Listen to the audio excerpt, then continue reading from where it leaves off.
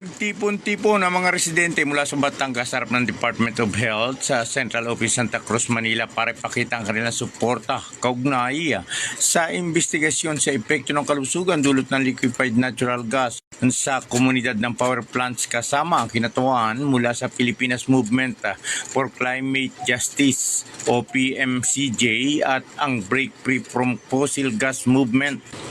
Residente raw ng Batangas, nakikiusap sa Department of Health na tiyaking walang kinikilingan ang investigasyon sa epekto ng kalusugan ng fossil gas ayon kay kasamang Romel Madrigal. Kamang Romel, magandang umaga sa iyo. Ang investigasyong sinasagawa ay inihayag na sa isang press release ng DOH Calabarzon noong Agosto 18 kasunod ng sign-on campaign ng PMCJ na nilunsad noong namang Agosto 17 para magdeklara ng pampublikong emergency ng kalusugan dahil sa tumataas sa kaso ng respiratory at cardiovascular disease dala ng matagal na nalalanghap na fossil gas. Ipinaramdam ng mga residente ang kanilang suporta sa DOH at nangako na makikipagtulungan sa mga otoridad sa pagtiyak ng walang kinikilingan na investigasyon sa mga apektadong komunidad. Dito umano'y napapansin ng grupo ang pagkakaiba ng paninindigan ng DOH Central Office at Batangas City Health Office. Sinabi umano ng DOH sa kanilang payag noong taong 2022 na nakikita nila ang pagtaas ng mga sakit sa paghinga dahil sa polusyon sa hangin kung saan ang fossil fuel umano ay isang malaking kontribusyon na kung saan si Maria Rosario Bergeri ang officer in charge noon nung panahong iyon. Inihayag din ng DOH ang suporta sa panawagan ng World Health Organization na lumikha ng pambansang plano at aksyon para sa phase out ng fossil fuels kabilang ang LNG.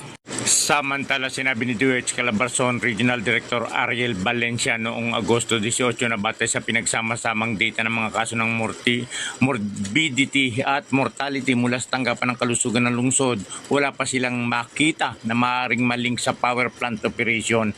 Tinanggihan umano ng Health Office na ilabas ang 2017 to 2021 data na nagpapakitang tumaas na ang mga kaso ng mga sakit sa paghinga sa mga lugar ng Ilihan, Malitam, Santa Rita, Karsada, Tabangaw Ambulong at Tabangaw Playa sa kabila ng dokumentasyon na ang paghahatid ng datos na ito ay nangyari noong Oktubre 24, 2022. Dahil sa tahasang maling impormasyong ito, ang mamamayan ng Batangas at ang mga kinaukulang organisasyon ay nananawagan para sa DOH na bumuo ng isang malaya at walang kinikilingang investigative body upang tignan ang emergency sa kalusugan. Mula sa Timog Katagalugan, nako si Romel Madrigal nag-uulat sa DCRJ 10 AM, ang Radyo Bandido TV.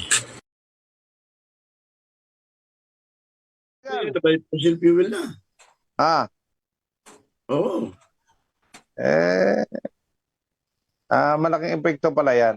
Oo. Oo.